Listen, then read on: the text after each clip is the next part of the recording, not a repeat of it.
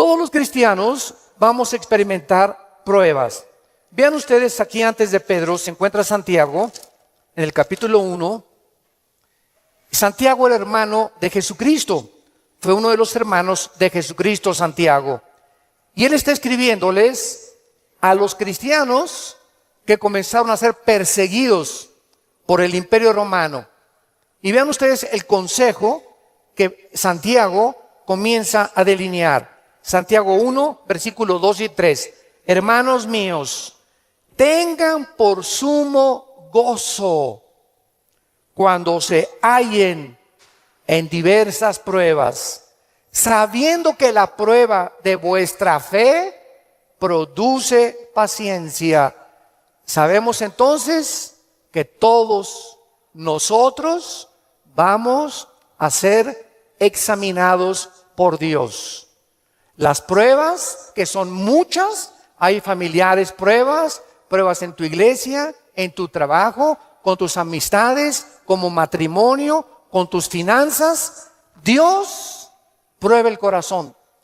Y dice Santiago, no se sorprendan, no se maravillen de que de repente hay muchas pruebas. Y en lugar de que la oposición y las pruebas puedan menguar nuestro ánimo, dice Santiago, ¿verdad? Está probándose nuestra paciencia y nuestra fe. Vean ahora aquí, le damos vuelta a primera de Pedro, otra vez, capítulo 1. Y dice el versículo 6 y 7, en lo cual vosotros se alegran ahora, aunque un poco de tiempo. Si es necesario, tengan que ser afligidos en diversas pruebas, para que sometida a prueba vuestra fe, mucho más preciosa que el oro, o sea, ¿por qué tiene que probar Dios nuestra fe? Porque es lo más valioso que Dios nos ha regalado. Lo más grande que tenemos es la fe. Y si queremos agradar a Dios, lo tenemos que agradar a través de la fe. Porque sin fe es imposible agradar a Dios. Por lo cual tenemos que entender por qué vienen pruebas, por qué me robaron mi coche, por qué tuve este problema con mi esposa, por qué este problema con mis hijos, por qué este problema en la iglesia, por qué este problema en el trabajo, por qué está el mundo ahorita como una olla hirviendo, donde las naciones están a un punto de una conflagración internacional. Aunque sabemos bíblicamente que si explota una guerra en Europa o en el Medio Oriente, no es todavía la tercera guerra mundial. En estos últimos meses, todas las invitaciones que he recibido han sido en radio, en televisión, con iglesias, con alianzas de pastores, para explicarles que esta guerra no es la tercera guerra mundial, que la Biblia nos habla claramente que falta mucho para la tercera guerra mundial y que este es lo que va a pavimentar el camino para el surgimiento del anticristo en el Medio Oriente. Entonces, estas pruebas, dice la Biblia, son importantes porque nuestra fe es la que tiene que ser probada. Ya sea en el trabajo, en la escuela, en el vecindario, etcétera, etcétera, estamos rodeados de personas que no les caes bien porque eres cristiano. Estás rodeado de amigos que cuando les comienzas a decir que eres cristiano, te van a comenzar a perseguir y a burlar. Porque el mundo está bajo el control del maligno y nosotros vamos de paso nada más. Somos un ejército que venimos a resistir al mal. No nos mandó Dios a terminar con el mal. Nos mandó a resistir hasta que Cristo venga. Se acabarán entonces las guerras y podremos recibir las coronas de gloria. Ahora muy bien, en esta sección se nos advierte, en la de primera de Pedro, acerca de otra prueba. Regresamos al capítulo 4, primera de 4, versículo 12. Y esta prueba es especial, porque le llama el Espíritu Santo fuego de prueba. ¿Qué hace el fuego? ¿Qué hace el fuego? Purifica. El fuego purifica y saca el verdadero valor. Las pruebas que nos vienen a nosotros es precisamente cuando un maestro no te hace exámenes. ¿Cómo va a saber el maestro si tú estás calificado para pasar a la preparatoria? Forzosamente tenemos que ser examinados, ¿verdad? Con pruebas. Ahora tú te puedes preguntar, ¿qué Dios no sabe si voy a pasar o no voy a pasar la prueba? ¿Para qué nos hace pruebas Dios? Los maestros, yo entiendo que es para saber el coeficiente intelectual o la intelectualidad o el conocimiento que tienen los alumnos. Pero Dios, ¿por qué nos prueba? ¿Cuál es la respuesta? Dios sabe lo que hay en tu corazón, pero Él quiere que nosotros sepamos lo que hay en nuestro corazón. Que descubramos a través de las pruebas cuánta maldad hay dentro de nosotros. Cuántas cosas hay dentro de nosotros que necesitan ser quemadas todos los días. Cuántas cosas hay dentro de nosotros porque aunque seamos cristianos, seguimos teniendo el potencial de ir en contra de las leyes de Dios. Por eso dice en Gálatas 5, las obras de la carne son esto y esto y esto: fornicación, adulterio, borracheras, drogadicto, hechicerías, ocultismo, etcétera, etcétera. Un cristiano puede caer en las cosas que él practicaba antes de que fuera cristiano, si el cristiano abandona a Dios. Y cuando descubrimos la maldad que hay dentro de nosotros, ¿qué podemos hacer? Gritar como Pablo en Romanos 7, miserable de mí, en mí no mora el bien. El bien que quiero hacer no lo hago, lo que no quiero hacer, eso hago. Entonces encuentro que en mi mente me dice, no fumes. El cigarro te va a molar los dientes, la lengua, la faringe, el esófago, la tráquea, los pulmones, el corazón. ¿Y por qué sigo fumando? Veo otra ley.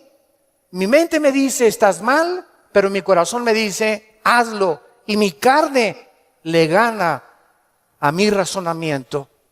Y entonces Pablo dice, miserable de mí, y dichosos los que han descubierto esto. Oh Dios mío, ¿por qué volví otra vez a prender el canal de la pornografía? Yo no quería ver esa pornografía. ¿Por qué caí ayer con mis amigos y me emborraché la semana pasada? Soy cristiano, ¿por qué lo hice? ¿Por qué le grité a mi esposa como le debía haber gritado, no debía haberle gritado? ¿Por qué lo hice? Y qué mal nos sentimos cuando comenzamos a descubrir esa maldad. Y qué buen síntoma es que digas, ¿por qué lo hice? Eso muestra que tenemos al Espíritu Santo, que nos está redarguyendo, que nos está diciendo, esto que hiciste está mal. Antes lo hacías y no te importaba y te dormías ni pedías perdón. Pero ahora cuando pecamos nos damos cuenta, nos entristecemos, nos llenamos de una ansiedad tremenda en el corazón porque no tenemos paz. Es la paz que nos quita Dios hasta que vengamos a la cruz y le pidamos perdón y la sangre de Cristo nos limpia de todo pecado. Pero esta es la razón por la cual las pruebas Dios nos las manda, para que vayamos evaluándonos honesta, íntegra y sinceramente en qué nivel nos encontramos de espiritualidad. Vayamos a Santiago capítulo 1 otra vez con este versículo y vamos a ver algunas verdades prácticas antes de desarrollar el pasaje que acabamos de leer. Veamos algunas verdades prácticas de las pruebas. En primer lugar, las pruebas son algo común en la vida cristiana. Dice Santiago, cuando os halléis en diversas pruebas. En segundo lugar, estas pruebas, van a venir en diferentes categorías. De repente, estás tranquilo, eres deportista, tomas vitaminas, estás perfectamente sano y te vas a hacer unos exámenes de sangre y las radiografías y la biometría hemática de sangre te dice el médico, tiene usted cáncer o tiene usted diabetes o padece usted un problema, ¿verdad?, renal, etcétera, etcétera. En el momento que oímos esta noticia, toda nuestra vida cambia. En ese momento dices, ¿qué me está pasando? ¿Cómo me pudo suceder esto a mí? Fue una prueba de fuego. O de repente tu hijo cayó y chocó, o tu hija se mató, o tu esposo se murió, o se cayó tu casa, o se incendió tu coche. Nunca sabemos qué va a suceder el día de mañana. Entonces tenemos que estar preparados para entender que estamos en un mundo donde somos vulnerables y donde cualquier cosa puede suceder, y Dios lo va a permitir con un propósito siempre, siempre santo, que va a resultar para un bien. Cuando oigas de ese accidente, de esa enfermedad y de ese problema, no lo entendemos. ¿Qué está pasando en la iglesia? ¿O qué pasó en mi casa? ¿O qué pasó con el gobierno? ¿O un golpe de estado? No entendemos cuando explota una bomba. Hay mucho humo y no se puede entender qué es lo que está pasando. ¿Qué verdad? No hay verdad. ¿Será mentira? ¿Será melón? ¿Será sandía? Y no es hasta que el humo se va, pasa una semana o 2 semanas, cuando comienzas a ver y a entender. Si tú en esa prueba, escúchame muy bien, durante esa prueba que estás atravesando, no te sueltas, pase lo que pase en tu vida. Si tú no te sueltas de Cristo, no te imaginas cómo Dios te va a bendecir, te va a fortalecer y vas a madurar espiritualmente como no te imaginas. ¿Qué se probó cuando te dijeron que estabas enfermo? ¿Qué se probó cuando oíste que te robaron tu coche? ¿Qué se está probando cuando perdiste el trabajo? Se está probando nuestra fe. ¿Cuánto confiamos en Dios? Cuando se va tu esposa o te abandona su esposo, ¿qué vas a hacer? ¿Te vas a recurrir a las drogas? ¿Te vas a emborrachar? ¿Vas a renegar contra Dios? ¿Para eso soy cristiano? ¿Me quitaron mi trabajo? ¿Por qué si yo diezmo regularmente me quitan mi coche? Dios, yo no lo entiendo.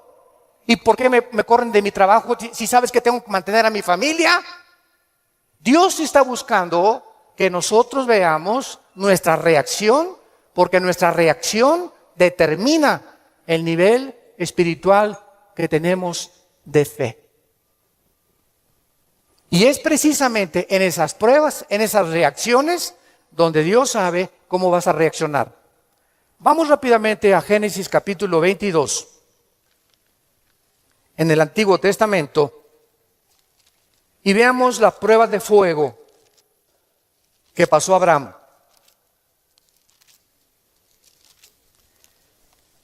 Abraham ya era un hombre maduro,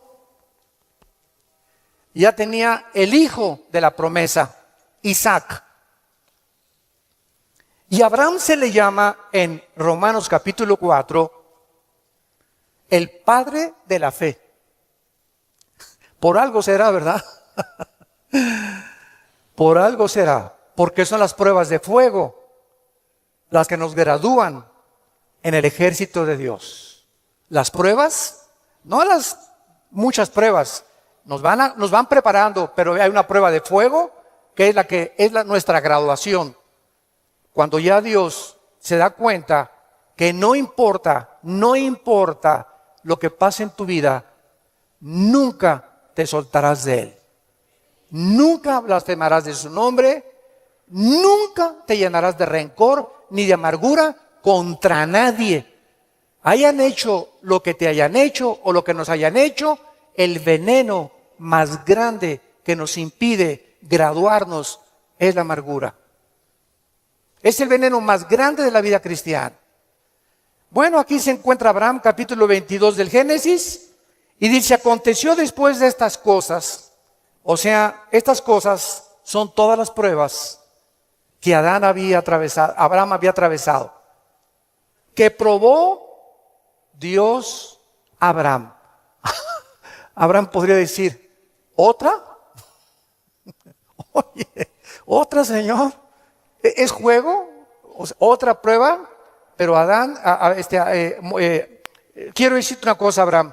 Esta prueba, ¿verdad? No te imaginas, va a ser la bendición más grande para tu vida y para 1000 generaciones después. A los que les interese la palabra prueba en el hebreo, es la palabra nasá, con H al final. Cuando dice probó, es la palabra nasá. Escuchen lo que significa. probar en el hebreo. Manifestar el corazón por medio de la presión. No es hasta que la presión viene a nuestras vidas que se sabe lo que tenemos escondido en el corazón. ¿No es cierto? No es bajo la presión donde se prueba el carácter de los hombres. Bajo la presión. Dice la Biblia, esto es lo que Dios quería hacer. Poner presión en Abraham para darnos un ejemplo a nosotros de cómo reaccionar. ¿Y cuál fue la prueba de fuego que Dios le puso a Abraham? Dame a tu hijo Isaac, versículo 2. Señor, no te oí bien. Creo que me está fallando el oído. ¿Qué dijiste? Que me des a tu hijo. Señor, ¿estás bien? ¿No necesitas un mejoral? ¿Me estás hablando? ¿Eres tú? ¿No será un demonio el que me estará hablando? Señor, tú me dijiste que este hijo era el hijo de la promesa, no era Ismael. Tú me prometiste que era Isaac y la semilla de Isaac, el esperma de Isaac, la descendencia de Isaac, donde el Mesías, el Salvador que has prometido, iba a venir. ¿Cómo me lo pides? ¿Y cuál es la respuesta de Isaías 55, 8 y 9? Mis pensamientos no son vuestros pensamientos, y mis caminos no son vuestros caminos, ovejas santas, amadas de Dios. Así como los cielos son más altos que la tierra y mis pensamientos más altos que ustedes, así es como yo tengo que pensar para que ustedes comiencen a entender que yo no pienso como ustedes y que la fe es mantenerte de pie y seguir creyendo aunque no haya explicación inmediata. Señor, no entiendo qué pasó con mi casa, no entiendo por qué perdí el trabajo, no entiendo lo que está pasando, no entiendo esto, no entiendo aquello, pero como dijo Job, aunque tú me matares, seguiré confiando en ti. Y seguiré esperando y sabiendo que cuando se disipe el humo y entienda tus caminos, tienes algo mejor para mi vida. Esa es la fe. ¿Y qué hizo Abraham? No abrió la boca, no discutió. No vemos aquí que se puso al brinco con Dios. Abraham, Isaac, ven hijo mío. Muchachos, los siervos de Abraham, traigan la leña. Y entonces los dejó ahí en el monte a los siervos y agarró a Isaac y comenzaron a subir al monte Moriah. Escuchen, el monte Moriah fue donde Dios no perdonó a su hijo. Dios perdonó a Isaac, pero Dios no perdonó en el mismo monte a su hijo Jesucristo 4000 años después. Y cuando iban camino al monte, le dice Isaac a Abraham, Padre, ¿dónde está el sacrificio? Y Abraham no le dice nada. Dios proveerá. Y entonces se acuesta Isaac y lo amarra a Abraham, y cuando levanta la mano, dice el versículo 10 y el versículo 11, y extendió Abraham su mano y tomó el cuchillo para degollar a su hijo. Entonces el ángel de Jehová le dio voces del cielo y dijo, Abraham, Abraham. Y él respondió, heme aquí. Y dijo, no extiendas tu mano sobre el muchacho, ni le hagas nada, porque ya conozco que temes a Dios, por cuanto no me rehusaste darme a tu hijo. Dios, síganme con cuidado, no estaba buscando el sacrificio de Isaac. Dios estaba buscando el sacrificio de las emociones y los sentimientos de Abraham.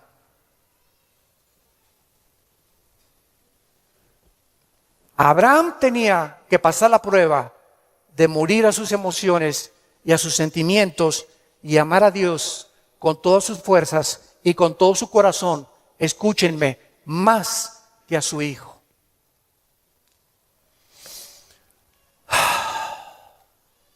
En el Nuevo Testamento se acercaron a Cristo, se los voy a explicar con más detalles, y le dijeron, ¿cuál es el más grande mandamiento?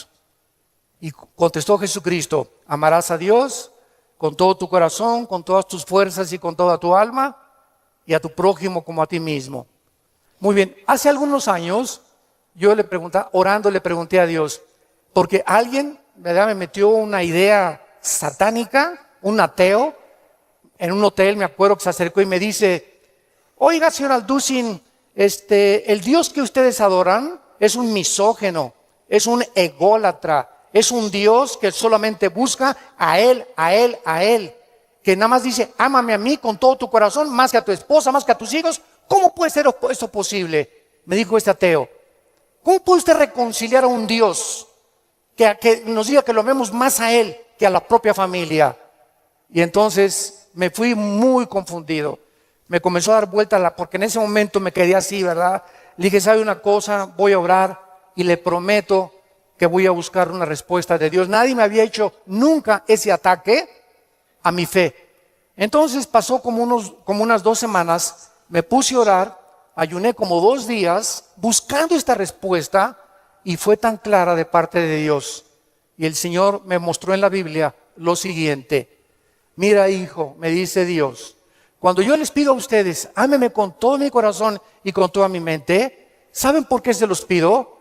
Porque tu mamá, tu esposa y tus hijos y tu perro Fido y tu cotorro y lo que más amas en tu vida y tu jarrón chino y la casa que tienes y que la amas, todo lo vas a perder y al final de tu vida te vas a quedar solo. Todos nos quedamos solos al final de la vida. Los hijos se tienen que ir, si no se casan, se mueren, la esposa tiene que morir, él tiene que morir, escúchame muy bien. Y si tú tenías todos tus afectos en tu hijo que se fue, o en tu esposo que se fue, o en tu perro que te quitaron, cuando se vaya tu hijo, cuando te quiten a tu esposo, cuando te abandone tu mujer, te vas a hundir porque no tendrás las fuerzas de seguir viviendo. Pero cuando amas a Dios con todo tu corazón y con toda tu alma, y pierdes algo por acá, y pierdes algo por acá, y pierdes esto y por acá, ese amor que tú le tienes a Dios es el que nos sostendrá para seguir viviendo con Él, con las fuerzas de seguirlo amando. Denle gloria a Dios. De verdad.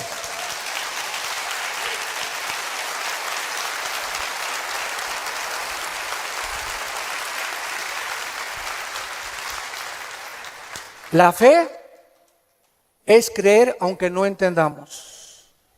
Si Dios lo dijo, tiene una razón. Detrás de cada mandamiento de Dios se encuentra la sabiduría de Dios. Cuando Dios le dice a los jóvenes, no forniquen ni tengan relaciones sexuales antes de casarse, gritan los jóvenes y protestan los jóvenes. ¿Nos quieres quitar la felicidad? ¿Qué tiene? ¿Así nos vamos a conocer mejor antes de casarnos? Pero detrás de esa prohibición que Dios tiene es el inmenso amor que Él nos dio desde la cruz. Por amor te lo digo, jovencita, te dice Dios, por amor que te tengo, joven que me escuchas. Tú no te imaginas las consecuencias de la fornicación.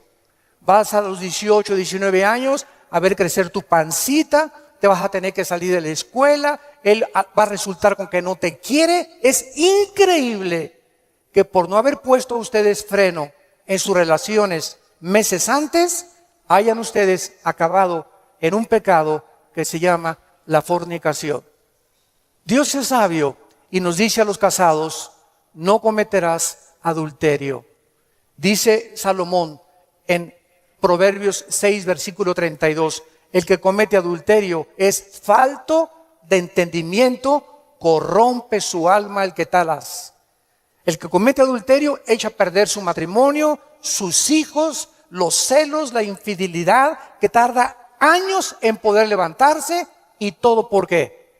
Por tu ego, por tu orgullo, por tu vanidad de querer irte con una muchacha más joven o con otro hombre sin tomar en cuenta a tu propia familia. Es el ego siempre el enemigo de nuestro Dios. Dios sabe por qué nos da las provisiones que nos da, porque nos ama y quiere lo mejor para nuestra vida.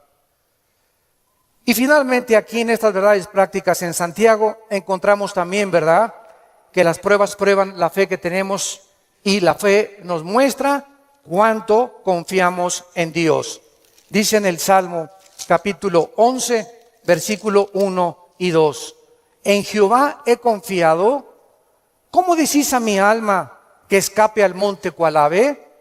Porque aquí los malos tienden el arco, disponen sus saetas sobre la cuerda para asaetear en oculto a los rectos de corazón. Si hubo un hombre perseguido, calumniado, vituperado, despreciado entre los héroes de Dios, fue el rey David. A los 17, 18 años lo ungen, Samuel, tú vas a ser rey de Israel. Ah, dice David, qué suave. Bueno, pasaron casi 12 años, vean esto, desde que lo ungen con sus hermanos, pasaron 12 años, hasta los 30 años de edad, 12 años de pruebas. El hombre que Dios había escogido para sentarlo en el trono de Israel, tenía que ser probado. Y tenía que ser probado en la amargura, en el rencor, en la confianza en Dios, en saber que no importa, aunque me rodee un ejército y aunque tenga las miles de amenazas, Dios es mi salvación, mi fortaleza y mi luz. ¿De quién temeré? Dice el Salmo 27. ¿De quién temeré?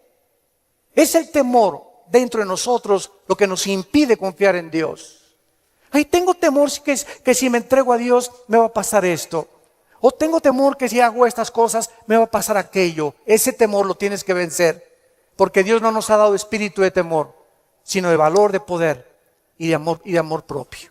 Entonces tenemos que entender que las pruebas forman parte de la vida cristiana. Regresamos a nuestro pasaje de 1 de Pedro y examinémoslo rápidamente. Dice nuestro pasaje: no se sorprendan, amados, del fuego de prueba que os ha sobrevenido, como si alguna cosa extraña aconteciera. Número 1, se nos advierte cómo no debemos de reaccionar: con sorpresa. No debemos reaccionar con sorpresa. No puedo creer lo que me está pasando. Más te vale que lo creas. No puedo creer que mi noviecita me dijo que yo me parecía a John Travolta, hermano, y me dejó por otro y se fue. No lo puedo creer. No puedo creer que mi esposo me haya abandonado. No puedo creer que este negocio haya caído. No puedo creer que yo fui fiel en mi trabajo y me corrieron, hermano, del trabajo. No lo puedo creer. Más te vale que lo sigamos creyendo. No nos sorprendamos, es una prueba. Cualquier cosa que afecte tu vida, tu estabilidad emocional o física, son pruebas. Entendámoslo. Dios es un Dios que nos tiene que probar. Y estas pruebas son para nuestro bien. Y vamos a descubrir en las pruebas que Él es real, que Él sana, que Él restituye, que Él vindica, que la oruga y el saltón te robaron, Dios te lo va a devolver 10 veces más. Pero es esa fe la que Él está tratando de desarrollar en nuestras vidas, porque es mucho, mucho más preciosa que el oro. Dice en 1 de Pedro 5:10, mas el Dios de toda gracia, que nos llamó a su gloria eterna en Jesucristo, escuchen bien, santos de Dios, después que hayáis padecido, ¿cuánto tiempo? No toda la vida es la inquisición por el amor de Dios. No toda la vida como llegó una hermana, ay, pastor, ¿qué le pasa a doña Chole? Pues sigo con pruebas. Hermana, tengo 5 años que la conozco y usted ya le ganó a Job. No me diga que en 5 años Dios no la ha dejado descansar. Ese no es el Dios que servimos. Dice claramente que las pruebas son temporales. de vez en cuando Él cree conveniente que la necesitamos atravesar. Después que hayáis padecido un poco de tiempo, vean ustedes el propósito.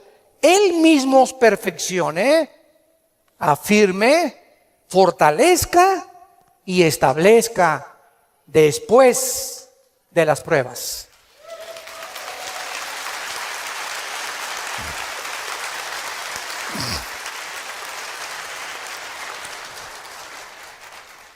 Ahora, veamos lo que tenemos que hacer. Primero de Pedro, en nuestro pasaje capítulo 4, versículo 13. Número 1, se nos manda que cuando te digan, te robaron tu coche, se fue tu esposo, se fue tu esposa, te pasó esto, te pasó aquello, te goces. Cualquiera diría, ¿está usted loco? ¿Está usted loco?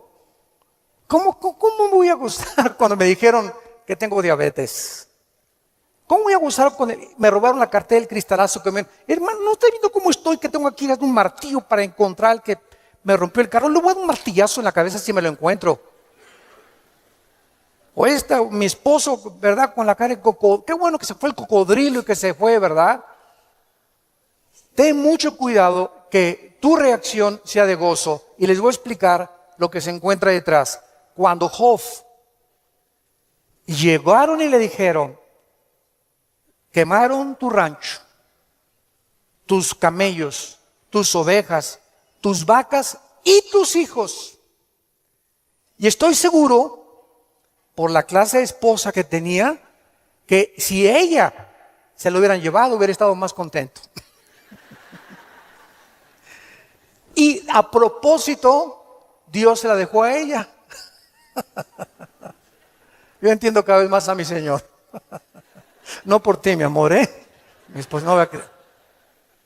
Y entonces la esposa llega, ¿verdad? Y le dice a Job, maldícelo. Maldice a Dios. Y contesta Job y le dice a la esposa, vean la calidad moral y espiritual y de fe que tenía este hombre en Dios. ¿Qué acaso recibiremos de Dios solo lo bueno y no lo malo? Bendito sea el nombre de Dios, porque Él da y Él quita en su soberanía. Qué tremendo, ¿verdad?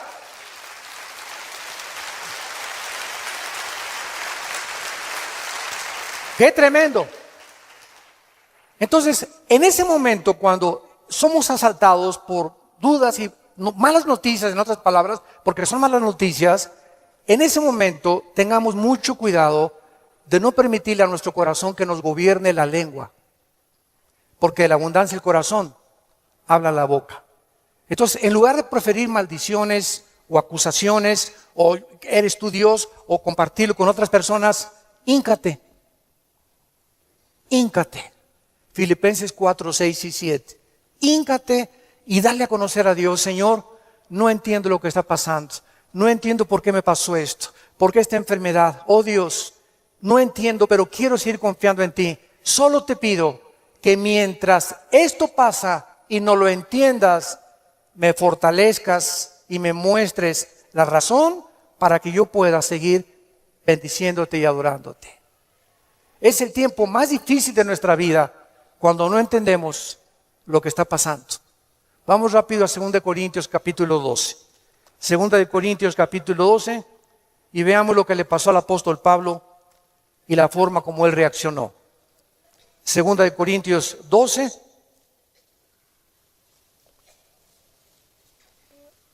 Pablo fue uno de los pocos hombres, junto con Enoc y Elías y el apóstol Juan, que subieron al cielo.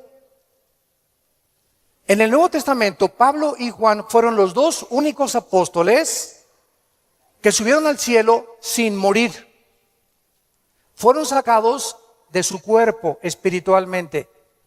Y Pablo lo llevó Dios al tercer cielo, donde habita Dios. Y cuando Pablo regresó a la tierra, su espíritu salió de su cuerpo y su espíritu volvió a entrar a su cuerpo. Pablo dice que lo que él oyó allá en el cielo y lo que él vio, no había palabras humanas para poder describirlo. Y como fue una experiencia tan impresionante, pero tan grande que cabía la posibilidad, dada la naturaleza humana pecaminosa que aún tenemos, Dios tuvo que darle una prueba a Pablo y ponerle un aguijón en su cuerpo físico, alguna enfermedad. Y esta enfermedad no sabemos qué es. Algunos han especulado que era algún problema oftalmológico, porque dicen Gálatas, mira con cuán grandes letras les escribo. Bueno, no sabemos, ¿no? Entonces Pablo tenía algo en su cuerpo que lo atormentaba. Y se hincó delante de Dios y le dijo: Señor, quítame este aguijón. No, Pablo. Señor, te ruego, quítamelo. No, Pablo. Señor, te lo imploro con mi corazón. Si quieres me voy a la villa y de vuelta de rodillas. Hago lo que tú quieras, quítame este aguijón. Y Dios le contesta y le dice en el versículo 9: y el Señor me ha dicho, bástate mi gracia. ¿Por qué? Porque mi poder, y lo traduzco en el original griego, está en presente continuo. Mi poder se está perfeccionando a través de esta dolencia física que he permitido que tú tengas. Mi poder se está perfeccionando mientras tú estás sufriendo esta enfermedad en la que estás atravesando. Y entonces Pablo, cuando entiende, detrás de lo que no entendía, por qué Dios permite eso en su vida, contesta Pablo y dice: por tanto, de buena gana me gloriaré más en mis debilidades, para que repose sobre mí el poder de Cristo. Hace poco mi esposa y yo estábamos en Dallas. ¿Y se acuerdan de este muchacho que no tiene brazos ni piernas? Muchos de ustedes lo conocen. Bueno, su esposa es mexicana, de Chihuahua. Y estuvimos ahí como una hora mi esposa y yo y nuestros 3 hijos compartiendo con ellos en una iglesia de Dallas, y nos querían conocer también a nosotros, bueno, que también conocían nuestro ministerio, etcétera, etcétera. Y cuando yo me acerqué a abrazarlo, a este muchacho, ¿de dónde lo agarro? Nunca había tenido esa impresión, me quedé como paralizado. ¿Qué hago, no? Y él me hacía así. Bueno, pues entonces como un costal, ¿verdad? Lo agarré y lo hice así. Y me dice: levántame. Y le comencé a hacer así. Y entonces le pregunté y le dije, sinceramente, platicando con él, ¿por qué nos dijiste que quién era feliz? Y entonces en la reunión que él tuvo, le preguntó a la gente, ¿quién de ustedes es feliz? Y muchos que estaban, yo sí o no. Y me dice, yo les quiero contestar algo. Dios permitió que naciera sin brazos y sin piernas para que yo fuera un testimonio que la felicidad no se encuentra en estar completo, sino en tener el poder de Dios viviendo en tu vida. Shh. ¡Qué tremendo!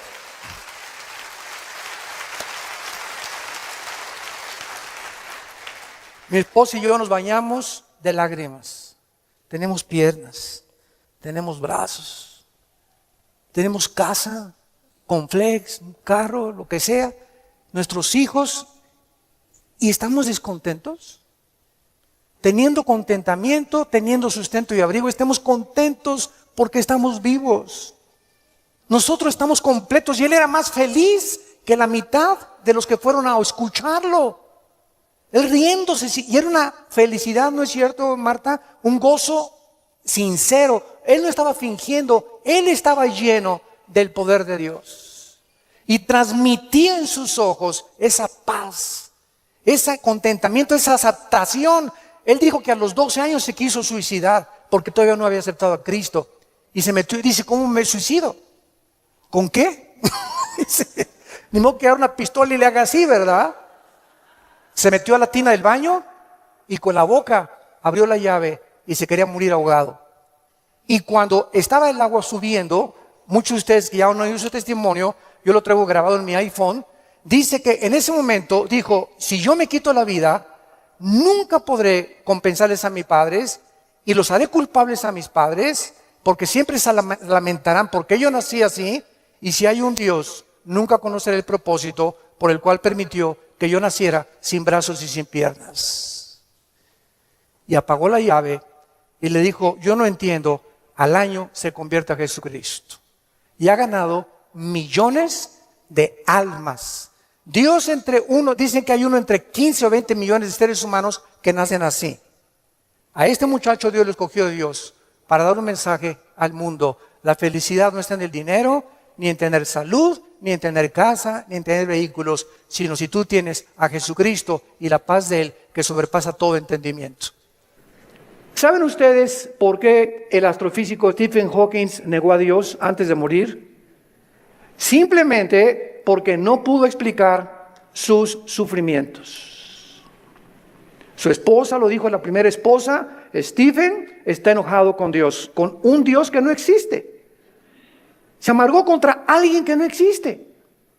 Y siempre estuvo repelando, ¿verdad? ¿Por qué? Si Dios es Dios, no lo sanaba y no lo levantaba de esa silla de ruedas. Hace poco ustedes escucharon el testimonio de Nicky, un muchacho sin brazos y sin piernas. Nació con el puro tronco nada más.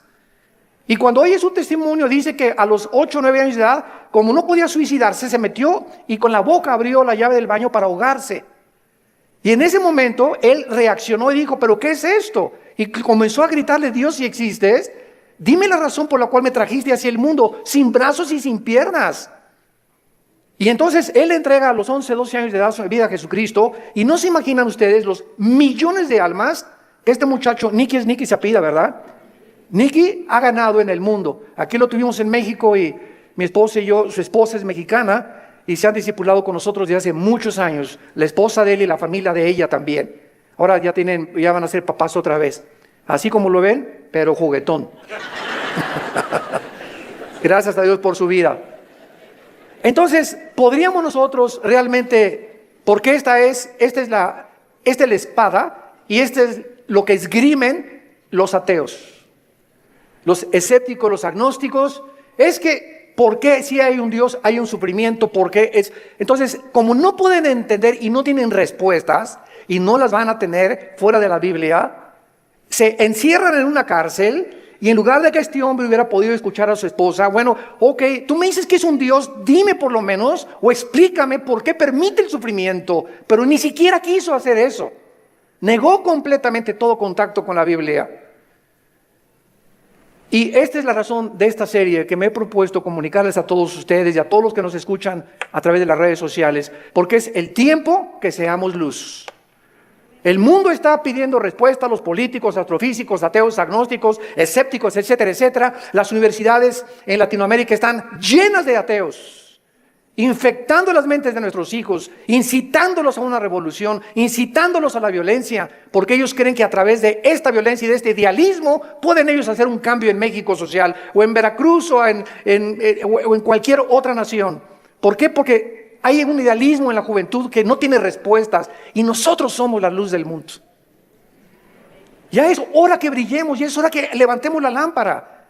Todos los 70s, 80s y 90s del siglo XX persiguieron a la Biblia, persiguieron al cristianismo, persiguieron a los pastores en Latinoamérica. Yo recuerdo cuando fui a la universidad a la conferencia en la Facultad de Filosofía y Letras, cómo querían burlarse todos. Ay, ya llegó el padrecito, así me decían, ya llegó el padrecito. A ver de qué nos va a hablar el padrecito, porque como ellos no tienen respuestas, creen que nosotros tampoco las tenemos. Y cuando nos enfrentamos a auditorios y les demostramos que hay más evidencias científicas en la creación bíblica que en la famosa teoría de la evolución. Cuando alguien te diga y tú le preguntes, bueno, ¿cuál es tu punto de vista o tu perspectiva de cómo te imaginas que creó el universo? ¿Qué te van a contestar? Pues por ahí anda una enseñanza, una ideología que se llama el Big Bang o la grande explosión traducida.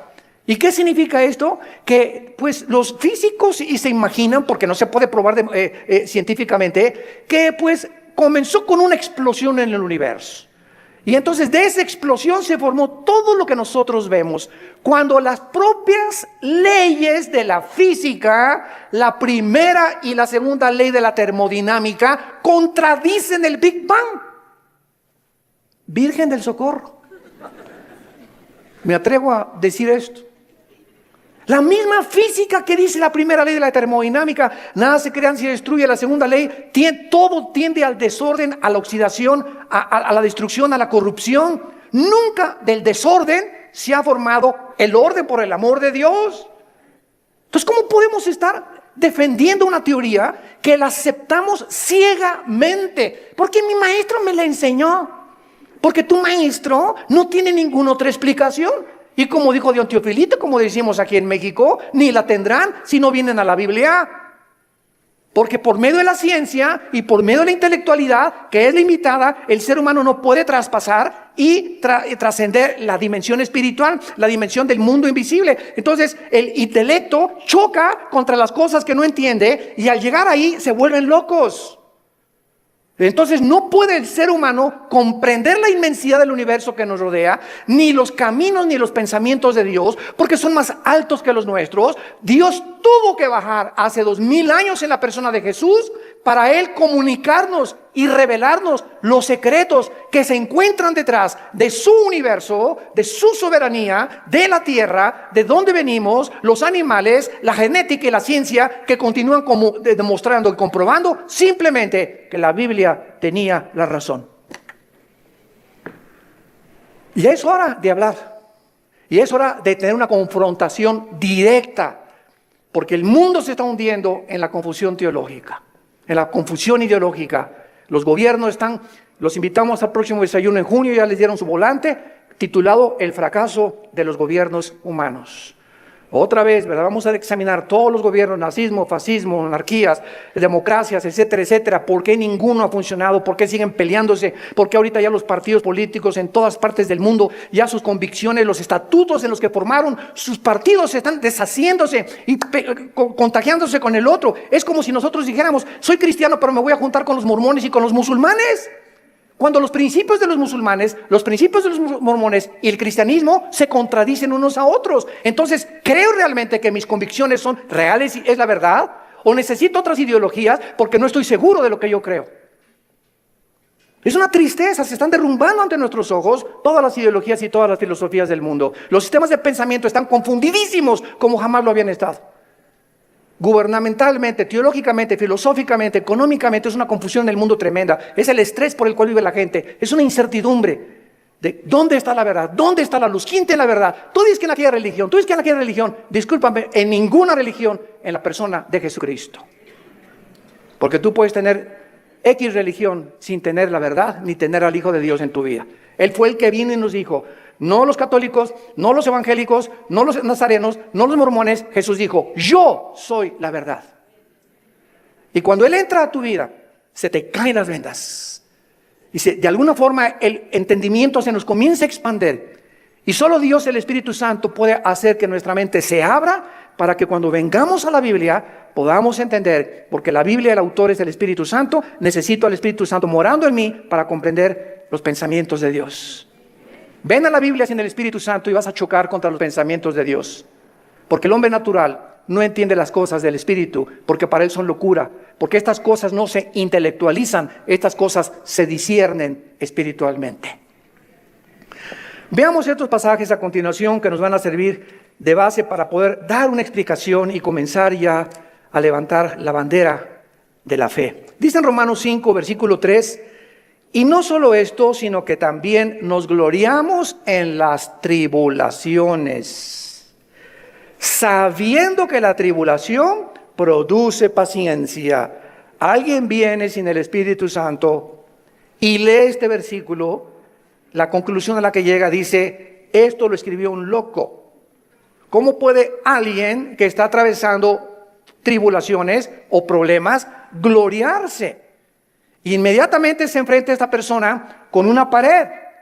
Pero es que esta persona no entiende que las próximas palabras es que estas tribulaciones y estos sufrimientos, Dios los está usando para formar nuestro carácter, que si no sufrieras, de otra manera no podrías aprender muchas cosas en la vida que solamente a través del sufrimiento se aprenden. Dice Salomón en Proverbios, el sufrimiento purifica el corazón. Esta es la razón por la cual comenzamos ya a entender, y cuando comenzamos a entender los pensamientos de Dios, Y aunque no vamos a ser libres de ese sufrimiento, por lo menos Dios va a entrar a nuestra vida y nos va a dar una esperanza para que en ese valle de sombra y de muerte tengamos paz. Para que en medio de las tribulaciones que tú estás atravesando, y en medio del divorcio que estás ahorita enfrentando, y el abandono de tu esposo, y el abandono de tu esposa, y el abandono de tus padres, por lo menos en medio de ese horno de fuego donde que tú estás atravesando, Jesús está contigo. Y aunque no se va a acabar hasta que Él venga a todas estas cosas, Él nos da la fuerza para resistir hasta el final con gozo. Y la paciencia solamente es el fruto de las pruebas y las tribulaciones. ¿Se imagina lo que la Biblia dice? ¿Y para qué quiero la paciencia, Señor? Si no tienes paciencia, te vas a casar con el chavo equivocado. Si no tienes paciencia, te vas a casar con la muchacha equivocada. Si no tienes paciencia y eres una persona impulsiva que compras y vendes, etcétera, etcétera, sin meditar ni reflexionar nada, vas a comprar la casa equivocada, el carro equivocado, el viaje que Dios no quería que hicieras lo vas a hacer por tu impaciencia, porque por naturaleza somos impacientes. Entonces la Biblia nos comienza a abrir los ojos y nos dice, espérame tantito, la paciencia es una virtud elemental para que puedas tomar decisiones y no te arrepientas el día de mañana. Pues yo quiero la paciencia, Señor. Viene entonces el fuego de la prueba. No tengas miedo de las tribulaciones. Mi esposo, hermano, parece un martillo conmigo y duro, y duro, y duro, y duro. Hermana, pues mientras más, te está haciendo tu esposito, sin que te des cuenta, estás desarrollando una capacidad para aguantar. Que si no quieres hacer eso, pues sácate un cuchillo y vete sobre él entonces. Y acaba con tus problemas. Hace muchos años, quiero irme con mucha calma con estas conferencias porque son muy importantes y tratar no se imaginan, oren por nosotros, por mi esposa y por nosotros, nuestros hijos. Necesitamos mucho de las oraciones de todos ustedes. Y le pido a Dios mucha oración, que siempre que yo estoy enfrente de un público pueda yo tener la capacidad de explicar su bendita y profunda palabra. Hace muchos años había un dramaturgo inglés llamado Oscar Wilde. Y él hizo muchísimas obras de teatro. Yo me acuerdo, tenía como 18, 19 años de edad. Formé parte de un elenco teatral llamado Hamlet.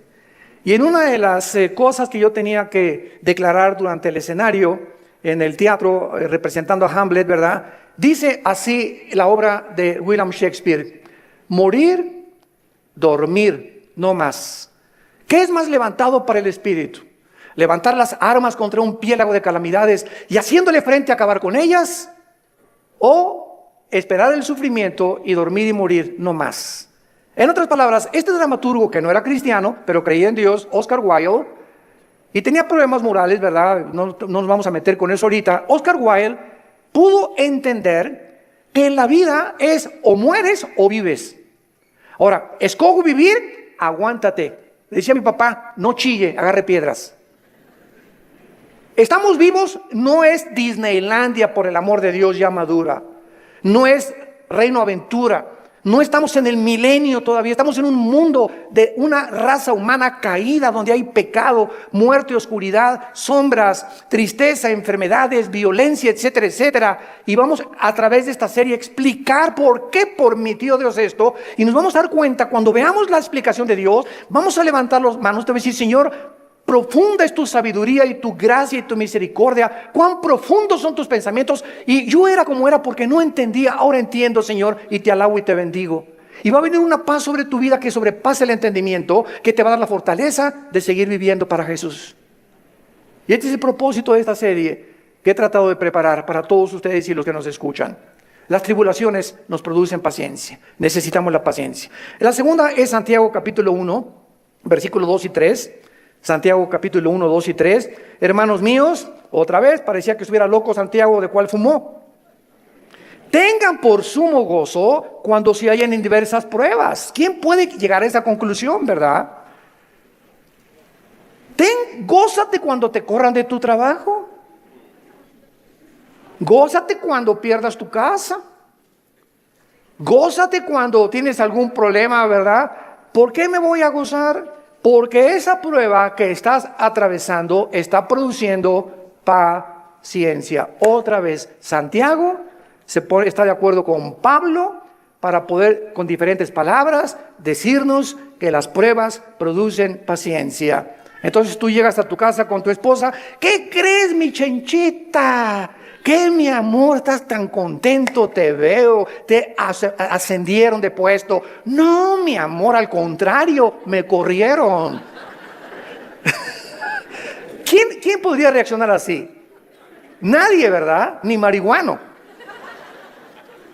Nadie podría reaccionar de esa manera, más que un cristiano que vive en el Espíritu.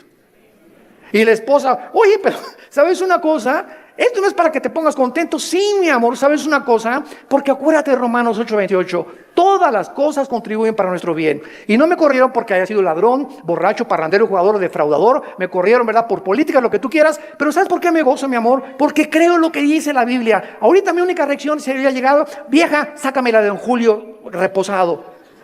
Y vamos a ponernos los dos hasta atrás. Esta vida no vale gorro. Vamos a divertir. Que nada, y que Dios, ni qué cristianismo. Esa es la otra reacción. Y comenzar con la autolástima y comenzar a amargarte contra Dios. ¿Te das cuenta? Entonces, en lugar de que tomemos esa actitud, la Biblia nos muestra que nos enfrentemos a los problemas con otra actitud, porque cuando Dios ve que tú enfrentas esa actitud y que tú llegas a tu casa y Señor, gracias, te alabo, yo no entiendo por qué me corrieron. Lo único que sé es que tu palabra dice, no desmayes, no tengas miedo, yo soy tu Dios, nunca te dejaré, nunca te abandonaré. Y estoy seguro que viene un trabajo mucho mejor que el que yo tenía en el momento en el que Dios ve desde el cielo que nuestra reacción aquí en la tierra es diferente a la de los demás seres humanos. Dios nos bendice.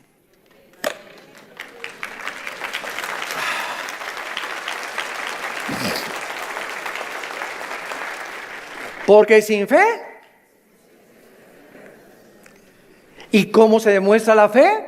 Actuando al contrario de nuestros sentimientos y emociones. Hebreos 11:6. Y el versículo 1 de Hebreos 11 dice, y la fe es la certeza de lo que se espera, la convicción de lo que no se ve. Veamos y metamos aquí un microscopio. La fe está relacionada con el futuro y con lo invisible. Es una certeza, es una seguridad de algo que está adelante de mí, que estoy esperando. Y aunque yo no lo vea, estoy seguro que viene a mi vida. Y además estoy tan convencido, aunque no lo vea. La fe, si no es algo que tú estás esperando y no estás convencido, tu fe es la fe de los demonios. Dice Santiago capítulo 2 que los demonios también creen. No, yo creo en Dios. Pero ¿sabes una cosa? Tú dices que crees en Dios intelectualmente, pero no demuestras que tú crees en Dios por la forma como tratas a tu esposa, por la forma como tratas a tus padres, por la forma como ves a las mujeres. Este pueblo, Marcos 7, dijo Jesús, de labios me honra. ¿Cuánta gente hay por todos lados? Y van a desayunos, y yo creo en Dios, pero sus acciones, su conducta contradice la piedad que ellos expresan o que creen tener en su corazón.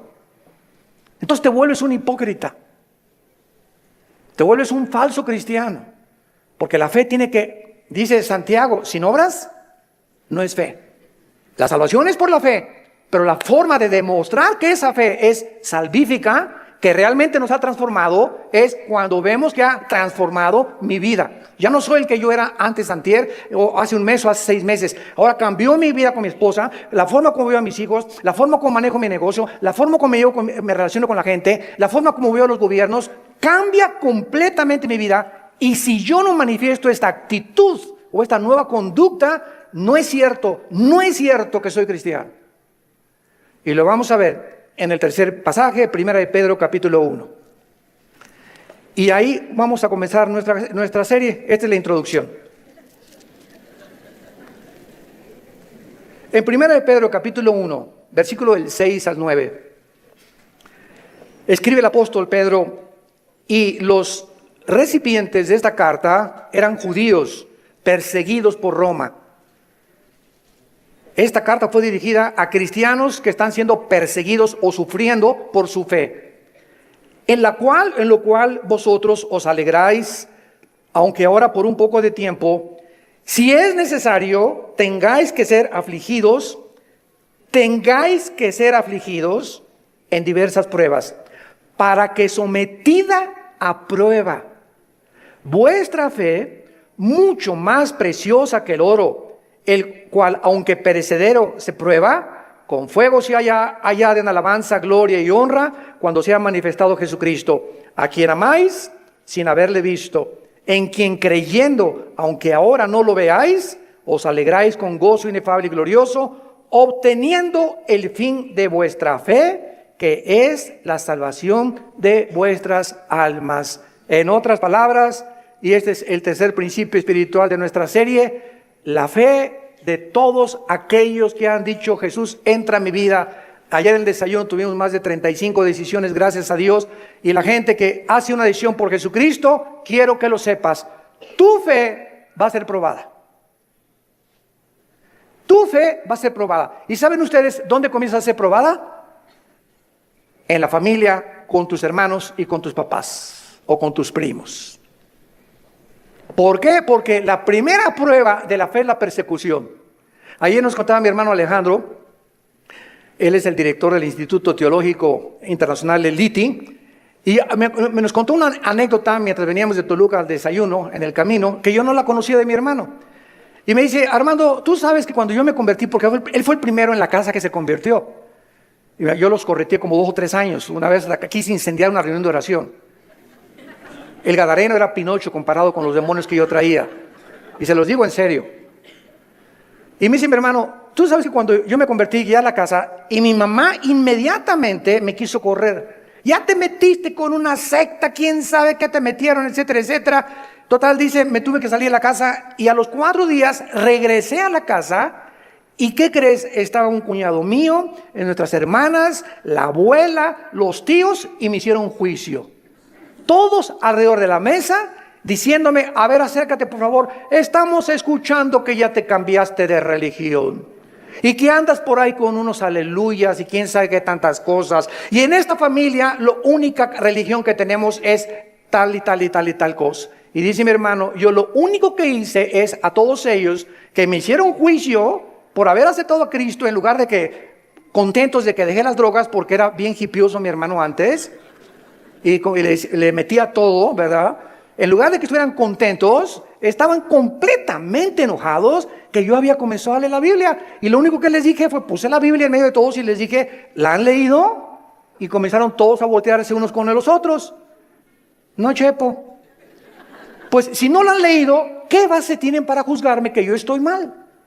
Porque si no es la Biblia la base de nuestra fe, ¿qué es entonces? Yo no les dije que fui con los mormones, ni que fui con soy un musulmán. Estoy en un grupo de cristianos que leemos la Biblia. Y si ustedes no leen la Biblia, no tienen ninguna base. Dice mi hermano: desde esa vez nunca se volvieron a meter conmigo. Pero vino la persecución inmediatamente, y vendrá contra ti también. Y comienza en la propia familia. ¿Por qué? Porque Dios nos sacó de las tinieblas de nuestra familia para regresar a nuestra familia e iluminarlos y sacarlos también al reino admirable de la vida de Jesucristo.